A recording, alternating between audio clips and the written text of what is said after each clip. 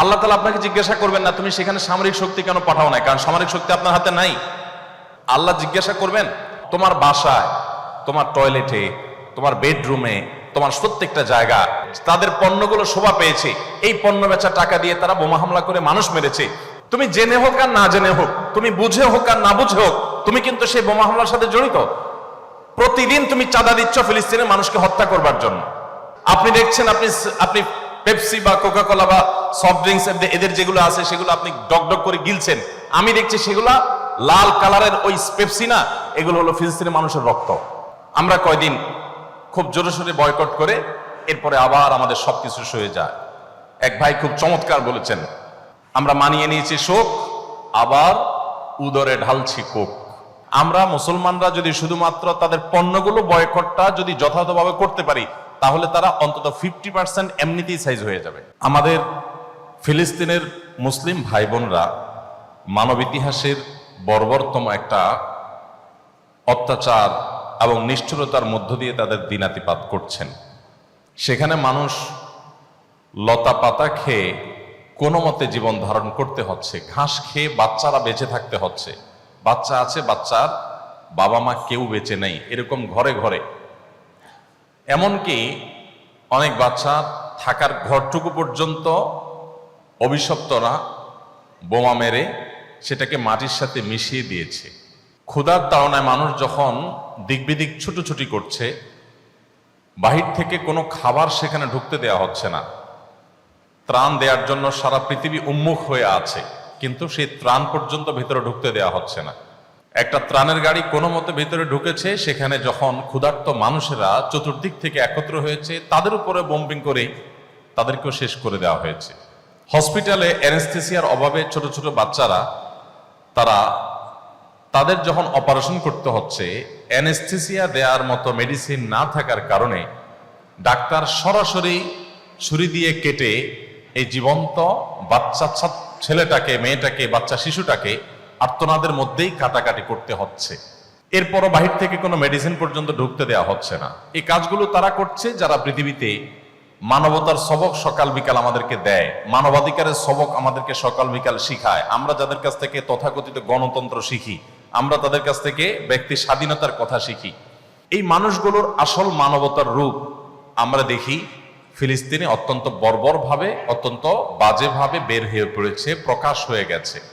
এরকম একটা সময় আমরা যখন আমাদের দেশের দিকে তাকাই, আমি ইতিমধ্যে বিভিন্ন জায়গায় বলেছি, জাতির একজন সাধারণ সদস্য, বাংলাদেশের একজন সাধারণ নাগরিক হিসাবে আমি খুবই লজ্জিত, খুবই অনুতপ্ত, খুবই ব্যথিত। এই জন্য লজ্জিত অনুতপ্ত যে সমস্ত কোম্পানিগুলোর টাকা বোমা হয়ে আমার নিরীহ মুসলিম ভাই বোনদের উপরে নিপতিত হচ্ছে। নবী করিম সাল্লাল্লাহু আলাইহি ওয়াসাল্লাম বলেছেন, পুরো পৃথিবীর সমস্ত মুসলমানরা একটি দেহের মতো। আমার মুসলিম ভাই বা বোন তিনি আফ্রিকায় থাকুন কিংবা আমেরিকায়, ইউরোপে থাকুন কিংবা এশিয়ায়, যেখানেই থাকুন না কেন, তার কষ্টে আমি কষ্ট অনুভব করব, এটা আমার ইমানের দাবি। আর যদি কষ্ট অনুভব না হয়, তাহলে বুঝতে হবে আমার ভিতরে ইমানের কোনো ছিটে ফোটাই নেই।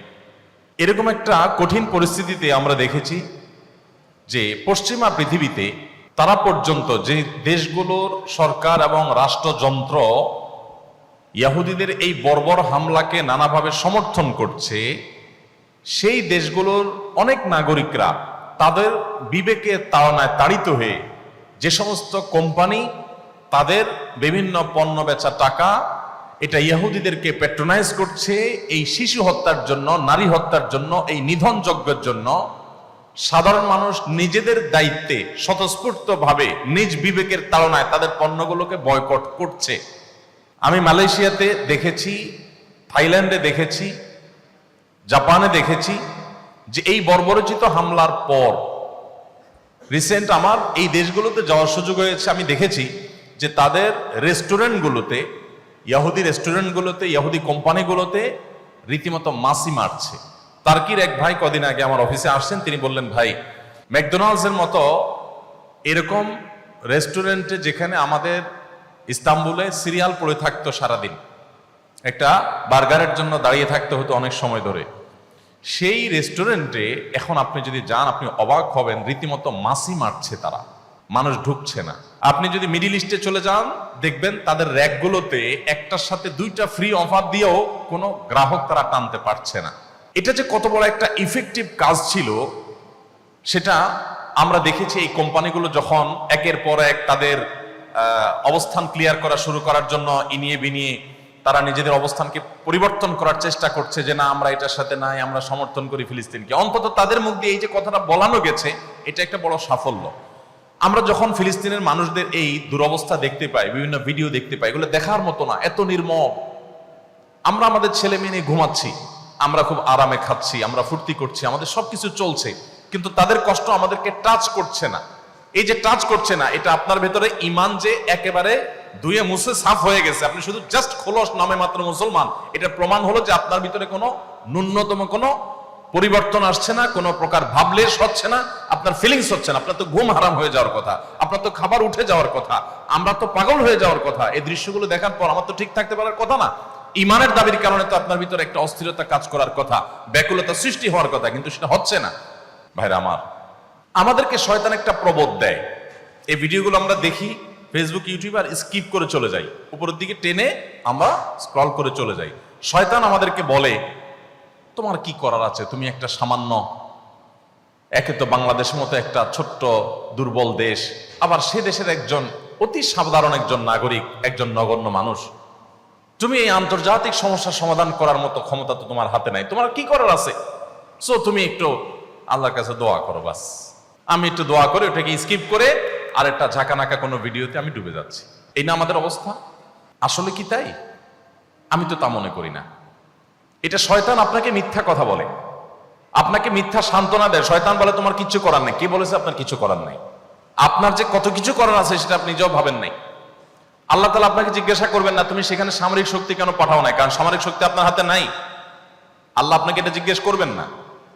আল্লাহ আপনাকে বলবেন না তুমি মানবিক সহায়তা নিয়ে শত শত হাজার হাজার টন কেন খাবার পাঠাও নাই সেখানে, কারণ এই ক্ষমতা আপনার হাতে নাই। আল্লাহ এটা জিজ্ঞেস করবেন না। আল্লাহ জিজ্ঞাসা করবেন তোমার হাতে একটা ইহুদি পণ্য তোমার বাসায়, তোমার টয়লেটে, তোমার বেডরুমে, তোমার প্রত্যেকটা জায়গা, কখনো সাবানের নামে, কখনো শ্যাম্পুর নামে, কখনো লোশনের নামে, কখনো চকলেটের নামে, কখনো ড্রিঙ্কসের নামে, কখনো রেস্টুরেন্টের ফাস্টফুডের নামে, তোমার বাসার প্রতিটা কক্ষে কক্ষে, প্রতিটা টয়লেটে তাদের পণ্যগুলো শোভা পেয়েছে। এই পণ্য বেচা টাকা দিয়ে তারা বোমা হামলা করে মানুষ মেরেছে। তুমি শুধুমাত্র তাদের প্রতি সিম্পেথি দেখাতে পারতে, সেটা তো দূরের কথা, উল্টো বরং তুমি সেই বোমা হামলার সঙ্গে জড়িত।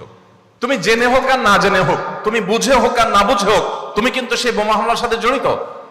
প্রতিদিন তুমি চাঁদা দিচ্ছ ফিলিস্তিনের মানুষকে হত্যা করবার জন্য। আল্লাহ এই কথা বলবেন? এই কথা বলার যথেষ্ট সুযোগ আছে? প্রতিদিন আপনি চাঁদা দিচ্ছেন। আমি একটা পেস্ট কিনতেছি না, আমি একটা বোমা হামলার জন্য টাকা ইনভেস্ট করছি বা চাঁদা দিচ্ছি। প্রতিদিন বাংলাদেশের প্রত্যেকটা মানুষের কাছ থেকে, প্রতিটা মানুষের ঘর থেকে ওরা চাঁদা তুলে নিয়ে যাচ্ছে। আপনি মনে করছেন মুদি দোকানে গিয়ে আমি মালামাল কিনে আনছি। আল্লাহর কসম করে বলছি এটা মালামাল কিনা না। এটা আপনি দেখছেন মালামাল কিনা, আমি এটাকে মালামাল কিনা দেখছি না।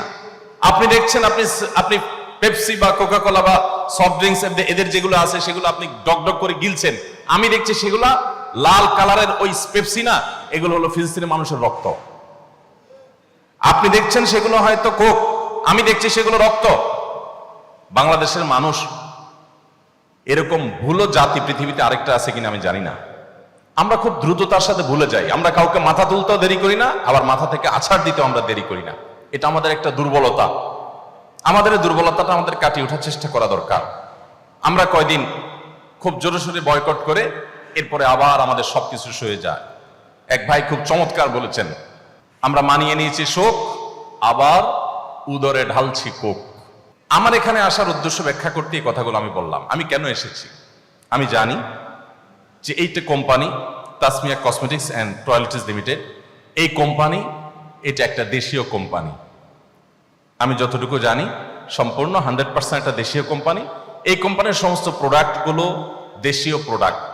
এরকম আরো যে সমস্ত কোম্পানি দেশীয় আছে, এই কোম্পানির মান, গুণগত মান যদি সেই বাইরের জিনিসগুলোর চাইতে কমও হয়, দাম যদি বেশিও হয়, আমার ইমানের দাবি, আমার দেশের প্রতি ভালোবাসার দাবি, আমি আমার দেশীয় পণ্যগুলো কিনবো, আমি এগুলো কিনবো না। এই কথা আমি দীর্ঘ বহুদিন থেকে বলে আসছি। আমার এখানে আসার মূল আকর্ষণের জায়গাটা এটা যে এটা একটা দেশীয় কোম্পানি।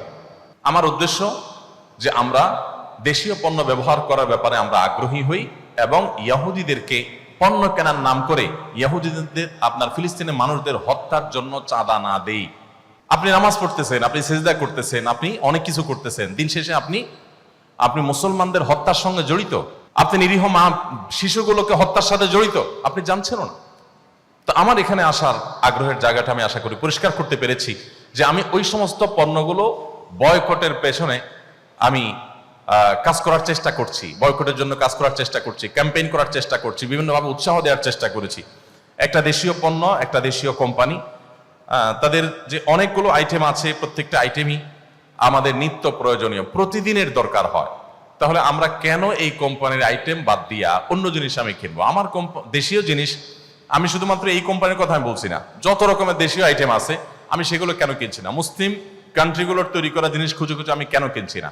আমরা মুসলমানরা যদি শুধুমাত্র তাদের পণ্যগুলো বয়কটটা যদি যথাযথভাবে করতে পারি, তাহলে তারা অন্তত 50% এমনিতেই সাইজ হয়ে যাবে, এমনি সোজা হয়ে যাবে যদি আপনি তাদের পণ্যগুলো বয়কটটা যথাযথভাবে করতে পারেন। আমি যে বলেছিলাম একটা কথা, বাংলাদেশী হিসেবে আমি লজ্জিত, অনুতপ্ত, সেটা এই জন্য বলেছি যে গোটা পৃথিবীতে যেখানে বয়কট করে তাদের ব্যবসা লাঠে উঠায় দিয়েছে, আমার এই স্বদেশ এটা নাকি দ্বিতীয় বা তৃতীয় বৃহত্তর মুসলিম দেশ, সবচেয়ে বেশি পৃথিবীতে যে দেশগুলোতে মুসলমানের সংখ্যা বেশি তার ভিতরে দ্বিতীয় বা তৃতীয় আমার দেশ, অথচ আমার দেশে এদের পণ্যগুলো বয়কটের তেমন কোনো হিড়িক পড়ে নাই। এটা একজন আলেম হিসাবে আমার ব্যর্থতা যে আমি আমার জাতিকে বোঝাতে পারিনি। আমি আজকে আপনারা যারা এখানে ডিলার আছেন, আপনাদেরকে আমি বলতে চাই, আমি এর আগে বিভিন্ন বক্তব্যেও বলেছি, আপনারা আপনাদের কোম্পানির প্রচারণা চালাবেন আপনাদের বাণিজ্যিক উদ্দেশ্যে, সেই সাথে আপনাদের একটা উদ্দেশ্যকে প্লাস করে নেন, একটা উদ্দেশ্য যোগ করে নেন যে এটা আমার ইমানের চেতনার অংশ। আমি ইহুদি পণ্যগুলোর বিপরীতে আমার এই পণ্য, আমার এই কাজ, আমার এই আইটেমগুলো আমি মানুষকে দেব, ঘরে ঘরে পৌঁছাবো। এটা হবে ওই ইহুদি, অভিশপ্ত ইহুদি, তাদের যে পণ্যগুলো আছে তার বিপরীতে। এটা একটা ইমানি চেতনার জায়গা থেকে আমি করছি। আপনারা যদি এটাকে প্লাস করতে পারেন তো ব্যবসা শুধুমাত্র দুনিয়ার টাকা হবে না, ইনশাআল্লাহ আল্লাহ তাআলার কাছে আপনি শুধুমাত্র এই একটা আমল যদি নিষ্ঠার সাথে করতে পারেন, ইখলাসের সাথে করতে পারেন, আবার বাণিজ্যিক উদ্দেশ্যে ধর্মকে ব্যবহার না করে বরং নিছক আল্লাহকে খুশি করার জন্য যদি করতে পারেন, তো আমি তো মনে করি কিয়ামতের দিন আপনার এই আমলটার কারণেই শুধুমাত্র আল্লাহ তাআলা আপনাকে নাজাত দিয়ে দিতে পারেন। ভাইরা আমার, আমি আশা করব আপনারা এই বিষয়টাকে খুব ভালো করে রপ্ত করার চেষ্টা করবেন। আমি বিনয়ের সাথে আপনাদেরকে বলতে চাই যে আপনারা আপনাদের ব্যবসার পলিসির অংশ হিসেবে আপনাদের কোম্পানিতে, আমি কোম্পানির কর্তৃপক্ষ এখানে আছেন, আমি আপনাদের বলতে চাই, আকিজ বেভারেজ যেরকম তাদের সফট ড্রিঙ্কসের গায়ে তারা লিখে দিয়েছেন পরিষ্কার করে উই স্ট্যান্ড উইথ ফিলিস্তিন, এবং এটা মার্কেটিং করেছেন, এবং তাদের সেল 10 থেকে 20 গুণ মনে হয় বেড়েছে। সেল বাড়ুক আর না বাড়ুক, সেল যদি একটাও না বাড়ে তাতেও আমার কিছু আসা যায় না, আমি সেখানে কাজ করব, আমার তো ইমানের বৃদ্ধি হবে, আমার তো সব তো ঠিকই আমি পাবো, টাকা আসুক আর না আসুক। সো এটা আমাদের ইমানের দাবি। আমি আপনাদেরকে বলতে চাই, আপনি যদি এখানে অন্য ধর্মাবলম্বীও কে থেকে থাকেন, তাও আপনার ইমান, আপনার বিশ্বাসের দাবি, আপনার মানবিক যে আপনার দিকটা আপনার মধ্যে আছে, সেই মানবিকতার দাবি, আপনার মানবতার দাবি থেকে আপনিও, আমি আশা করব যে আপনি দাবি পূরণ করবেন। আমরা একটা আইডিয়া বিভিন্ন জায়গায় মানুষকে দেওয়ার চেষ্টা করছি, বোঝানোর চেষ্টা করছি, যদি এভাবে ইমপ্লিমেন্ট করা এখনো শুরু হয় নাই, আমরা বলাবলির মধ্যে আছি, যে মুদি দোকানগুলো যদি উদ্যোগ নেয় যে তাদের দোকানের বাইরে তারা একটা ছোট ব্যানার টাঙিয়ে দিবে এবং লিখে রাখবে যে আমরা অমুক অমুক কোম্পানির মাল পণ্য বয়কট করছি, এগুলো আমাদের দোকানে রাখছি না, এটা শুধুমাত্র আল্লাহ সন্তুষ্টির উদ্দেশ্যে ফিলিস্তিনের নির্যাতিত মানুষদের জন্য। আমি আর কিছু করতে পারলাম না, আমার তো উচিত ছিল আমার জীবনটা দিয়ে দেওয়া, জীবন তো দিতে পারলাম না, আমি অন্তত আমার এতটুকু স্যাক্রিফাইস করলাম যে দোকানে কেনা বেচা অর্ধেকে নেমে আসবে, হয়তো আরো অনেক কমে আসবে, হয়তো আমার অনেক কষ্ট হবে, আমার সংসার চালাতে অসুবিধা হবে, আমার ব্যবসায় লস হবে, তারপরও আমি সকল স্যাক্রিফাইস করব আল্লাহর জন্য, ওই নিরীহ মানুষগুলোর দিকে তাকিয়ে। আমি এটা করার জন্য এই পণ্যগুলো আমি বয়কট করছি। আপনিও হে ক্রেতা, আপনিও আল্লাহর জন্য বিবেকের তাড়না আপনি বর্জন করুন। এরকম ব্যানার যদি কোনো কেউ লাগিয়ে দিতে পারেন যে আপনারা এই দোকানের পণ্য কিনেন, আমি 20 কিলোমিটার দূরে গিয়ে হলো সেই দোকান থেকে আমি নিজে পণ্য কিনবো ইনশাআল্লাহ। আপনারা যারা আছেন, আপনারা এই বিষয়গুলোকে মাথায় রেখে যদি আপনারা একটু মার্কেটিং করেন, আপনারা যদি একটু প্রচারণা চালান, আপনারা অনেক মানুষ এখানে আছেন, অনেকগুলো ডিলার আপনারা আছেন, তাহলে সেক্ষেত্রে আপনার ব্যবসায় লাভ হোক বা না হোক, এমনকি ব্যবসা যদি লসও হয়, ইনশাআল্লাহ আল্লাহর কাছে আপনার পাওনা নিশ্চিত হবে। দুনিয়ার মানুষ ভুলে যেতে পারে, আল্লাহ তাআলা ভুলেন না। আল্লাহ তাআলা কোনো কিছু কম দিবেন না ইনশাআল্লাহ। আপনারা চেষ্টা করবেন তো ইনশাআল্লাহ? আমি তো মনে করি যে এই প্রেক্ষাপটে, এই বাস্তবতায়, ফিলিস্তিনের এই বাস্তবতা অন্তত আপনারা যদি প্রত্যেকে আন্তরিক হন এবং সচেষ্ট হন, তাহলে সেক্ষেত্রে আপনারা বাণিজ্যিকভাবেও লাভবান হতে পারেন, কিন্তু সেটা মূল উদ্দেশ্য থাকবে না। আপনারা মূলত দ্বীনি চেতনা থেকে এই কাজটি করবেন। আল্লাহ তাআলা আমাদের সবাইকে আমাদের যে দায়িত্বটুকু আছে সেই দায়িত্বটুকু আদায় করার তৌফিক দান করেন। আপনি একজন ডিলার হিসাবে আপনার যতটুকু করার সুযোগ আছে আপনি ততটুকু কতটা করেছেন? প্রয়োজন এটার উপর একটা লিফলেট ভালো কাউকে দিয়ে আপনি একটা লিফলেট ছাপায় নেন 2 পৃষ্ঠার, একজন মানুষকে দাওয়াতের উদ্দেশ্যে দিয়ে দেন, ভাই আমাদের পণ্যই কিনতে হবে এমন কোনো কথা নাই, তবে আপনি ভাই অবশ্যই এই ইহুদিদের পণ্যগুলো বয়কট করেন। আপনি দাওয়াত দিতে থাকেন মানুষকে এবং উৎসাহিত করতে থাকেন, এবং আপনার কোম্পানির মাল আপনি বিক্রি করতে, সেল করতে আপনার ভিতরে একটা প্রেরণা কাজ করা উচিত। এই জন্য যে আপনি একটা রীতিমতো একটা সংগ্রামের অংশ হয়ে গেছেন। আপনি একটা জুলুমের বিরুদ্ধে, আপনি একটা পণ্য বিক্রি করছেন না, আপনি রীতিমতো জুলুমের বিরুদ্ধে কাজ করছেন। এই চেতনাটা আপনাদের মধ্যে যেন আসে। সেই সাথে এবছর বিশেষভাবে আমি যে কথাটি বলতে চাই তা হলো, আপনারা জানেন আমাদের দেশে নামাজ রোজা করা মুসলমান, মেয়েদের মধ্যে বোরকা পরা, পর্দা করা মুসলমান, পুরুষদের মধ্যে দাড়ি রাখা মুসলমান, টুপিওয়ালা মুসলমান, উমরা করা, হজ করা মুসলমানের অভাব বাংলাদেশে ততটা নাই যতটা অভাব আছে কাজে কারবারে, লেনদেনে, কর্মক্ষেত্রে, ব্যবসা বাণিজ্যে, অফিস আদালতে মুসলমানিত্বের পরিচয় দিয়ে চলা মানুষের।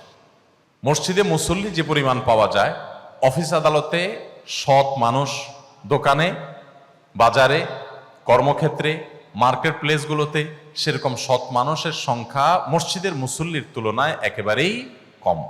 অথচ আমাদের জান্নাত নির্ভর করে অনেকখানি এই বিষয়গুলোতে সততার উপর। আমাদের ইমানটা যখন বিশুদ্ধ থাকবে, ইসলামের মৌলিক কাজগুলো যখন আমরা করবো, 5 ওয়াক্ত নামাজ ঠিকমতো পড়বো, জাকাতটা ঠিকমতো দিব, রমজানের রোজাটা রাখবো, তৌফিক হলে হজ করব, বেসিক কাজগুলো করলাম। এর বাইরে আমাদের জীবনের মূল অংশ যেটা আমাদের জান্নাত বা জাহান্নামকে নির্ধারণ করে দেয়, সেটা হলো আমাদের এই লেনদেন।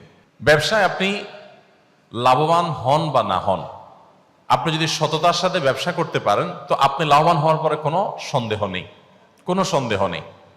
লাভ যদি আপনি শুধুমাত্র টাকা পয়সা কতগুলো আহরণ করাকেই ধরে নেন, তো আমি আপনাকে বিনয়ের সাথে বলতে চাই, এইরকম তথাকথিত লাভ পৃথিবীতে বহু মানুষ করেছে, কিন্তু তারা আখেরাতের অশান্তি তো অনেক পরের বিষয়, দুনিয়াতে তারা শান্তি জিনিসটা পায় নাই। আপনার আশেপাশে আপনি দেখবেন, বহু লোককে দেখবেন টাকা পয়সার পাহাড় জমিয়ে ফেলেছে, কিন্তু শান্তির দেখা পায় নাই।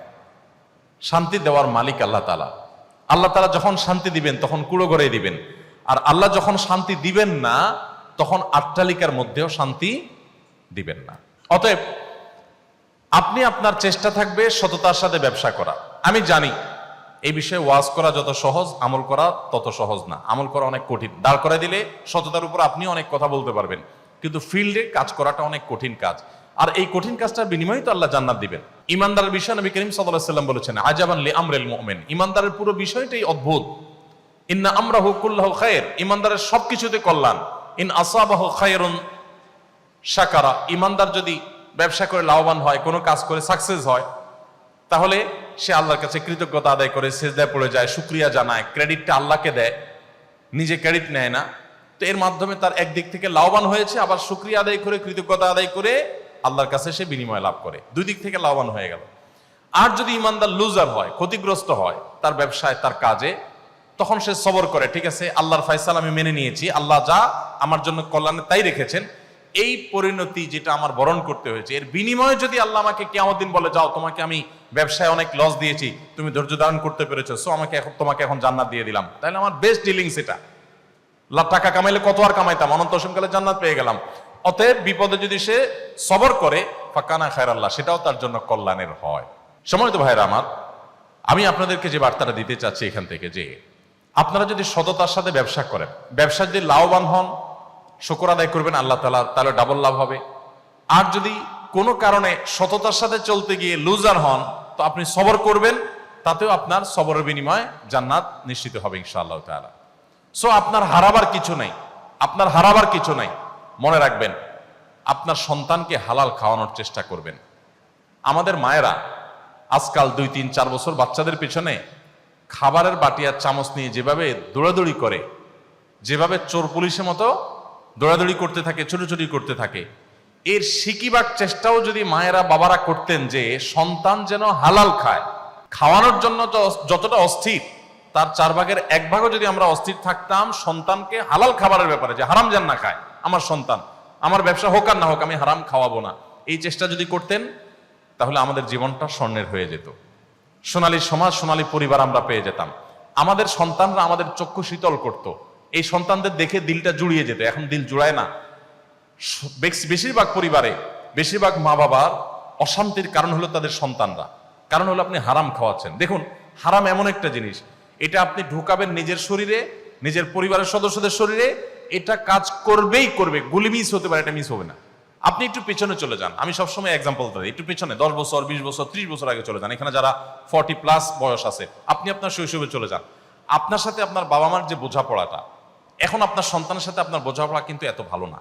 আরো যদি পেছনে চলে যাই তো আরো ভালো দেখতে পাবো। আমাদের চাইতে আরো যারা সিনিয়র আছেন, যারা 50+, 60+ আছেন, তারা তাদের শৈশবে চলে যান।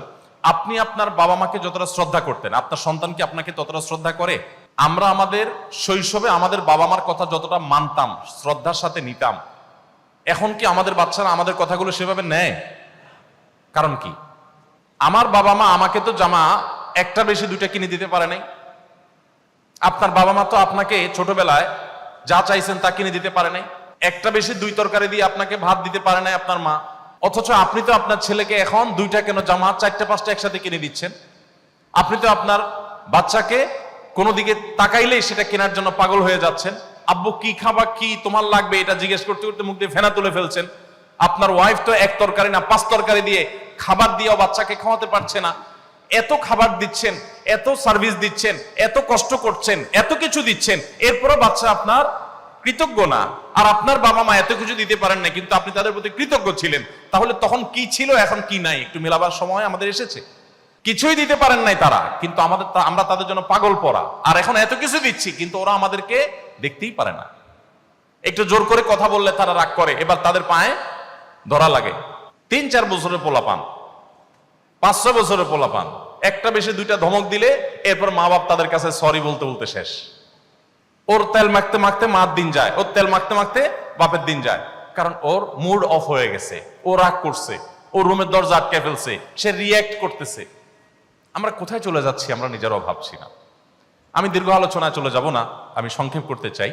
এই বিষয়ের যদি আপনি 10টি কারণ খুঁজে বের করেন, তার মধ্যে একটি কারণ এটা যে আপনার বাবা মা আপনাকে হালাল খাওয়াইছে, আপনি আপনার সন্তানকে ওই রকম সন্দেহাতীত হালাল খাওয়াতে পারছেন না। আপনিও হালাল খাওয়াচ্ছেন, বাট আপনার হালালটা আপনার বাবা মা যেরকম খাওয়াইছেন ওরকম পিওর হালাল আপনি দিতে পারছেন না। এটার এফেক্ট আপনার সন্তানের মধ্যে পড়ছে, এবং জেনারেশন যত সামনে অগ্রসর হবে, যত বেশি আপনি হালাল উপার্জনের ক্ষেত্রে ছাড় দিবেন। আপনার কাছে টাকাটাই মুখ্য। আপনি লাখপতি হতে চান, কোটিপতি হতে চান, আপনার হালাল হারাম দেখার দরকার নেই। তো আপনার সন্তান শুধু না, আপনার পুরো জীবনটা দুর্বিষহ জীবন হবে। পৃথিবীর সবচেয়ে উন্নত দেশগুলোর একটি হলো জাপান, কোরিয়া। জাপান কোরিয়ান মানুষদের মধ্যে আত্মহত্যার প্রবণতা পৃথিবীর সবচেয়ে বেশি। ব্যাপার কি? সুখের সমস্ত উপকরণ আছে, তথ্য প্রযুক্তি, পরিবেশ, এনভায়রনমেন্ট। শুধু প্রকৃতি যদি দেখেন, যারা গিয়েছেন তারা জানেন এই সমস্ত দেশগুলোর যে প্রকৃতি, নেচার এত সুন্দর, মনে হবে যে প্লাস্টিক দিয়ে আল্লাহ তাআলা গাছগাছালাগুলো বানায় রাখছেন, এত সুন্দর। আর তাদের যে প্রযুক্তি, উন্নতি, সেটা তো আছেই জ্ঞানে বিজ্ঞানে, কিন্তু মানুষ সুখে নেই। আত্মহত্যা তো মানুষ সুখে চুটে করে না। ঘরে ঘরে আত্মহত্যা যে হচ্ছে, আত্মহত্যা যে ভয়াবহ অবস্থা, গোটা দেশ ধ্বংসের দিকে চলে যাচ্ছে। কারণ কি? সারা পৃথিবী, আমি নিজের চোখে যেগুলো দেখছি আমি সেগুলো বলছি, বাকিগুলো আমার শোনা কথা, বলা কথা। আর যেগুলো আমি ঘুরে ঘুরে ঘুরে ঘুরে সার্ভে করার বা জানার চেষ্টা করেছি সেগুলো আমি বলেছি। ভাইরা আমার, আপনাদের এই কথা বলার উদ্দেশ্য হলো যে আপনারা ব্যবসা সিরিয়াস হবেন। আমি একটু আগেই বললাম, আপনার এই ব্যবসা শুধু দুনিয়ার ব্যবসা না, এটা আখিরাতের ব্যবসা। আপনার এই ব্যবসা দ্বীনি চেতনার জায়গা থেকে আপনি করবেন। আপনি একটা মুসলিম কোম্পানিকে দাঁড় করাবার চ্যালেঞ্জ করাবেন, আপনি একটা দেশীয় কোম্পানিকে দাঁড় করানোর চ্যালেঞ্জ নিয়ে আপনি সামনে আগাবেন। আপনি কি করতে পারলেন না পারলেন এটা বড় কথা না, আপনার উদ্দেশ্য কি ছিল এটা বড় কথা। আল্লাহ তাআলা সেটা দেখবেন, ওইটা দেখে আল্লাহ তাআলা আপনাকে বিনিময় দিবেন। আর এই কাজে সিরিয়াসনেসের সাথে আপনি যখন কাজ করবেন, আমার সিরিয়াসনেস থাকবে, আমার চেষ্টা থাকবে, টাকা আমার আসুক আর না আসুক, হালাল আশা চাই। হারাম হলে আমার কোটি টাকারও দরকার নাই, হালাল 1 টাকাও আমি ছাড়বো না। আমার আটানা হলো তার জন্য আমি অনেক পরিশ্রম করতে রাজি আছি, সময় দিতে রাজি আছি। বাট যদি হারাম হয়, আমার কোটি টাকারও কোনো প্রয়োজন নাই। ভাইরা আমার, এটা যদি আপনি করতে পারেন, আমি আপনাকে আল্লাহর উপর ভরসা রেখে আল্লাহর নামে শপথ করে বলতে পারি, আপনার পরিবারটা একটা জান্নাতি পরিবার হবে। আপনার হয়তো অনেক টাকা পয়সা থাকবে না, কিন্তু আপনার বাচ্চা, আপনার সন্তানের আচরণে আপনি বিগলিত হয়ে যাবেন। আপনার অন্তরটা জড়িয়ে যাবে, নয়নটা জড়িয়ে যাবে, আপনার ভালো লাগা কাজ করবে, আপনার ফ্যামিলিটা একটা জান্নাতের টুকরো হয়ে যাবে। যদি আপনি 100% হালাল মেনটেন করার জন্য দীর্ঘ প্রচেষ্টা চালান, দৃঢ় প্রতিশ্রুতিবদ্ধ হন, এবং আপনি যদি বলেন যে এই জায়গায় আমি কোনো কম্প্রোমাইজ করব না, আমি হালাল খাবো, আমার আশেপাশে সবাই লালে লাল হয়ে যাবে টাকা কামায়া, আমি প্রয়োজনে সেই জায়গায় যেতে পারবো না, কিন্তু আমি হালালের চেষ্টা করব। চেষ্টা করা যাবে না ইনশাআল্লাহ? আল্লাহ তাআলা আমাদেরকে সেই তৌফিক দান করুন। তাহলে দুইটা বার্তা আমার দেয়া শেষ। 3 নম্বর এবং সর্বশেষ বার্তা হলো, পারিবারিকভাবে একটু বসেন। আমরা বাচ্চাদেরকে সময় দেই না, সবাই টাকার মেশিন, শুধু পয়সা চাই আর কিচ্ছু না। ভাই, পয়সাতে আপনি সিরিয়াস হন, কোনো অসুবিধা নেই, কিন্তু আপনি ফ্যামিলিকে নিয়ে একটু বসেন। রমজানে প্রতিদিন 5 মিনিটের জন্য, 10 মিনিটের জন্য একটা পারিবারিক বৈঠক, যে পরিবারের একেবারে দুধের শিশুটা থেকে নিয়ে আপনার ওয়াইফ পর্যন্ত সবাই সাথে থাকবে, গোল বৈঠক হবে। আজকে রমজান উপলক্ষে আমাদের কার কি অর্জন, কার কি অ্যাচিভমেন্ট, কোরআন কে কতটুকু পড়েছি, হাদিস কে কতটুকু পড়েছি, আমরা কতবার আল্লাহকে স্মরণ করেছি, আমরা কতটা বিশেষ ভালো কাজ করেছি, আমরা কোন মানুষটার উপকার করেছি, আমরা ফ্যামিলিগতভাবে বসে এটা ডিসকাস করি। এখন ফ্যামিলিগতভাবে একসাথে বসাবসি হয় না। বসাবসি হইলেও সবার হাতে হাতে মোবাইল। হ্যাঁ, একসাথে বসছেন তো ছেলের মোবাইল টিপতেছে, ওয়াইফের মোবাইল টিপতেছে, মেয়ের মোবাইল টিপতেছে। এটা আমাদের আরেকটা জানের শত্রু হয়ে গেছে। এটা কন্ট্রোল করা ছাড়া আপনি আপনার পরিবারকে বাঁচাতে পারবেন না। আমি আমার কথাটা সব জায়গায় মানুষকে শোনানোর চেষ্টা করি, উদ্দেশ্য হয় অন্যরা যাতে অনুপ্রাণিত হয়। আমি প্রতিদিন আমার ছেলেদের সাথে খেলা করি। আমি যখন থাকি ঢাকায়, যত ব্যস্ততা থাকুক, আমি সমস্ত কাজ ফেলে রেখে প্রতিদিন 1 ঘন্টা আমার ছেলেদের সাথে আমি খেলি, এবং খেলতে খেলতে ঘাম ঝরায় বাপ বেটা পরে আমরা যে গোসল করি। এবং সকালে ঢাকার মতো জায়গায় সকালে আমাদের ছেলে মেয়েরা সবাই চেষ্টা করে আমাদের একটা ক্ষেত করার। একজনের একটা প্লট পড়ে আছে, তার হাতে পায়ে ধরে বললাম, ভাই আপনার প্লটটা তো খালি পড়ে আছে, আপনি অনুমতি দিলে আমরা সেটা ক্ষেত বানাই। উনি বলে, করেন, অসুবিধা কি? তো আমরা সেখানে ক্ষেত বানাইছি। ক্ষেত বানাই আমরা প্রায় 19 আইটেমের তরকারি আছে। আমি একটু আগে বাসা থেকে ভাত খেয়ে আসছি, এর ভিতরে যতগুলো তরকারি খেয়েছি এগুলো সব আমার ক্ষেতের তরকারি।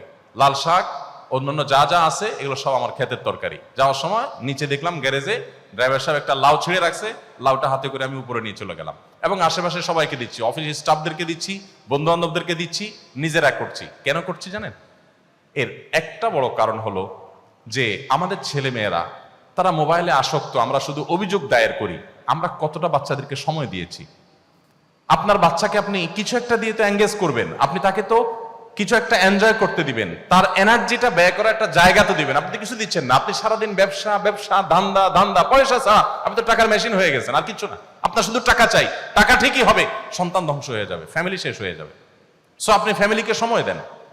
আমি চেষ্টা করি যে সকালে খেতে একটু সময় দেওয়া, আর সন্ধ্যায় একটু খেলাধুলায় সময় দেওয়া, আর মাঝে মাঝে বসে একাত্র খেতে বসে একটু আলাপ আলোচনা করা। আমি আপনাদেরকে বলতে চাই, রমজান উপলক্ষে প্রতিদিন পরিবারের সমস্ত সদস্যদেরকে নিয়ে ইবাদতবন্দি করেন, ভালো কাজ করেন, আপনার ব্যবসা বাণিজ্য সব ঠিকঠাক রেখে আপনি এই টাইমটা বের করেন, তাহলে ইনশাল্লাহ একটা আদর্শ পরিবার আমরা পাবো। বিশেষ করে আমাদের নানা কারণে দেখা যায় বাচ্চারা শিক্ষা প্রতিষ্ঠান থেকে তারা সেভাবে আদর্শ, নৈতিকতা, ইসলামী শিক্ষা তারা নিতে পারছে না।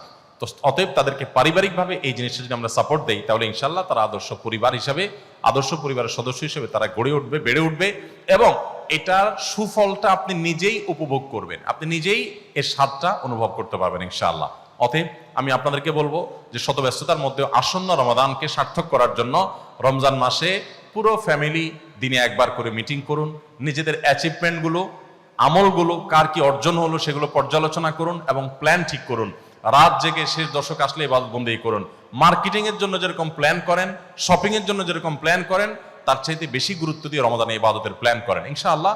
তাহলে আপনার প্রজন্ম, আপনার বংশধর, আপনার ছেলে মেয়ে, আপনার ফ্যামিলি আপনি রক্ষা করতে পারবেন। আর না হলে ধ্বংসের অতল তলে হারিয়ে যাবে, আফসোস করবেন, টাকা পয়সা হয়ে যাবে, বাড়ি গাড়ি হয়তো হবে, সবাই দেখবে আপনার চাকচিক্য, আপনার চকচকে লাইফ, কিন্তু আপনার ভেতরে যে ধ্বংস হয়ে গেছে সেটা কিন্তু কেউ অনুভব করবেন। আপনি একা কুরে কুরে মরবেন, কুরে কুরে শেষ হবেন। সমস্ত নবী রাসূলগণ সতর্ক করেছেন, খুব কম মানুষই সতর্ক হয়েছে। আমি আপনাদেরকে সতর্ক করছি কোরআন এবং হাদিসের আলোকে, আসুন আমরা সতর্ক হই। আমি অনেক বেশি দীর্ঘায়িত করে ফেলেছি, আমার মেসেজগুলো আমি আবার আপনাদেরকে সামারি আকারে দিচ্ছি। 1 নম্বর মেসেজ ছিল আমার যে আপনারা যে ব্যবসা করছেন, একটা দেশীয় কোম্পানির আইটেম, এগুলো প্রতিদিনের আইটেম, আমাদের প্রতিটা ঘরের প্রতিটা টয়লেটে ব্যবহার হয় এরকম আইটেম। অতএব এই আইটেমগুলো নিয়ে আপনারা যে কাজ করছেন, এটা দ্বীনি চেতনার জায়গা থেকে কাজ করবেন। আপনারা আপনাদের বাণিজ্যিক উদ্দেশ্যে তো করছেনই, পাশাপাশি আপনার দ্বীনি চেতনাটাকে আমি বলছি অ্যাড করেন, প্লাস করেন। এবং আপনার উদ্দেশ্য হোক যে ইহুদিরা তাদের বিভিন্ন প্রতিষ্ঠান তারা বড় করে গোটা পৃথিবীব্যাপী জাল বিছিয়ে টাকা কুড়িয়ে কাঁচিয়ে তারা আমাদের ঘরগুলো থেকে চাঁদা নিয়ে তারা মুসলমানদের নিধন যজ্ঞে সেটাকে ব্যবহার করছে। অতএব তার বিপরীতে আমি নিজে 10 জন মানুষকে বুঝাবো, 20 জন মানুষকে বুঝাবো, টার্গেট ঠিক করব। আপনাদের কোম্পানি যেরকম টার্গেট দেয়, আপনি এরকম টার্গেট নেন। আমার টার্গেট হবে 10 জন মানুষ, আর ইহুদি কোনো পণ্য কিনবে না। ভাই, আমার কোম্পানির পণ্য কিনেন আর না কিনেন, আপনি ইহুদি পণ্য কিনবেন না, আপনি দেশি পণ্য কিনবেন। দেশি পণ্য আমার চাইতে ভালো কোনোটা আপনার মনে হলো আপনি সেটা কিনেন, কিন্তু আপনি ইহুদি পণ্য কিনবেন না। আপনি আল্লাহর জন্য বয়কটটা করবেন, ফিলিস্তিনের মানুষের প্রতি সিম্পেথি দেখিয়ে এই একটা ক্ষুদ্র কাজ আপনি করেন। কিয়ামতের দিন বলতে পারবেন আল্লাহ আমার হাতে আর কিচ্ছু ছিল না, আমার হাতে এইটা ছিল, আমি এই কাজটা করেছি। অতএব আপনারা মানুষকে সতর্ক করবেন, আর আপনারা ওই চেতনা থেকে আপনার ব্যবসাকে আপনি ডেভেলপ করবেন, দাঁড় করাবেন, আরো সামনে এগিয়ে নিয়ে যাবেন। আমি আবারও বলছি, আপনার উদ্দেশ্য যদি আল্লাহকে সন্তুষ্ট করা হয়, ইনশাআল্লাহ শুধু ব্যবসা হবে না, আপনার সওয়াবও হবে, আখিরাতের উপার্জন হবে, আপনার মানসিক প্রশান্তি হবে যে ফিলিস্তিনি বাচ্চাগুলোর জন্য আমি এই কাজটা অন্তত করছি। চেষ্টা করা যাবে না ইনশাআল্লাহ। দ্বিতীয়ত যে বিষয়টা আমি বলেছি তা হলো হালাল উপার্জনে কোনো কম্প্রোমাইজ করবেন না। কাস্টমারকে ঠকানো, কোন রকম 2 নম্বরের সহজ আশ্রয় নেওয়া, কোন রকম অন্যায় কাজ করা, কোন রকম অসততা করা, এগুলো কখনো করবেন না। প্রতারণা করবেন না, মিথ্যা কথা বলবেন না, যা নাই কোম্পানির প্রোডাক্টের ভিতরে তা বলবেন না। এক কথায় সততার সাথে ব্যবসা করবেন। আমি জানি সততার সাথে ব্যবসা করে টিকে এখন সো টাফ, কঠিন একটা সময় চলছে। স্রোত হলো জাহান্নামের দিকে, উল্টো স্রোতের বিপরীতে চলাটা সবসময় টাফ হয়, সবসময় কঠিন হয়। মনে রাখবেন, স্রোতের বিপরীতে চলা মানুষগুলোই কিন্তু অমর হয়, তারাই পৃথিবীতে টিকে আছে। পৃথিবীতে যত নবী এসেছেন, যত রাসূল এসেছেন, তারা সবাই স্রোতের বিপরীতে ছিলেন। তাদের কথা সমাজের অনেক নবী আছে, তাদের কথা সমাজের 1% মানুষও শুনে নেই, অনেকের কথা সমাজের 5% মানুষও শুনে নেই। যারা শুনে নেই, যারা মূলধারা ছিল, যারা স্রোতে ছিল, তারা হারিয়ে গেছে খড়কুটোর মতো। নবী রাসূলরা এখনো টিকে আছে। ফেরাউনের নামে কেউ নাম রাখে না, কিন্তু মুসার নামে মুসলমানরাও নাম রাখে, খ্রিস্টানরাও নাম রাখে, ইহুদিরাও নাম রাখে। আপনি যদি দেখেন হামান, কারুন, নমরুদ, তাদের কারোর নামে কেউ নাম রাখে না, কিন্তু ইব্রাহিমের নামে খ্রিস্টানরা, ইহুদিরা আব্রাহাম রাখে, আমরা ইব্রাহিম রাখি। অর্থাৎ সারা পৃথিবীতে সমস্ত ধর্মের মানুষের কাছে প্রায় সমাদৃত। যারা স্রোতের বিপরীতে চলতে শিখে তাদের কষ্ট হয়, এই কষ্ট করে বুক টান টান করে স্রোতের বিপরীতে দাঁড়িয়ে বাধা বহুত আসবে, পেটে লাথি পড়বে, খাবার আসবে না, ক্যাশে টাকা আসবে না, ব্যবসা লাঠে উঠবে, বহুত কিছু হবে, কিন্তু আমি আমার আদর্শে কম্প্রোমাইজ করবো না। আমি মুসলমান, আমাকে আল্লাহর সামনে দাঁড়াতে হবে। ব্যবসা শুধু এখানে যদি থাকতো তাহলে ঠিক আছে, যা ইচ্ছা তা করতাম। ব্যবসা তো এটাই শেষ না, আসল ব্যবসা তো শুরু হবে আমার মৃত্যুর পর। সো আমি কি করছি তার প্রত্যেকটা টাকার হিসাব আমাকে পাই পাই করে দিতে হবে, যে আমি কি সৎভাবে কামাই করেছি না অসৎভাবে কামাই করেছি। সো এই জায়গায় আপনারা কম্প্রোমাইজ করবেন না। আপনার সন্তানকে হালাল উপার্জন দেন, হালাল খাবার দেন, আপনার ফ্যামিলিকে দেন, আপনি একটা জান্নাতি ফ্যামিলি পাবেন, আপনি এনজয় করবেন লাইফটাকে। আর না হলে বাহিরে অনেক চকচকা দেখবেন, ভেতরে এতটাই সদরঘাট হবে, ভেতরে কুরে কুরে শেষ হবে, কাউকে বলতে পারবেন না। ভাবসাব জাহির করবেন, ছেলে হান করে, মেয়ে তান করে, কিন্তু ভেতরে ভেতরে আপনি শেষ হবেন যে ওরা যে কত বড় অমানুষ, কত বড় অসভ্য, কত বড় কুলাঙ্গার আমার সন্তানরা, এটা আমি ভিতরে ভিতরে টের পাবো, মানুষকে বলতে পারবো না। যদি এটা থেকে বাঁচতে চান, তাদেরকে হালাল খাওয়ান, হালাল উপার্জনের ক্ষেত্রে কোনো কম্প্রোমাইজ করবেন না। আত-তাজিরুস সাদুকু মা'আন নাবিয়্যিন ওয়াস সিদ্দীকিন, যে সমস্ত ব্যবসায়ীরা ব্যবসার ক্ষেত্রে সততা অবলম্বন করেন, কিয়ামতের দিন তারা নবীদের সাথে, আল্লাহর সিদ্দিক বান্দাদের সাথে, প্রিয় আল্লাহর ওলিদের সাথে তারা কিয়ামতের দিন উঠবে বিশেষ সম্মানিত এবং বিশেষ মর্যাদাবান মানুষ হিসাবে। অতএব সততার সাথে ব্যবসা করার জন্য আমি আপনাদেরকে অনুরোধ করব, আহ্বান করব।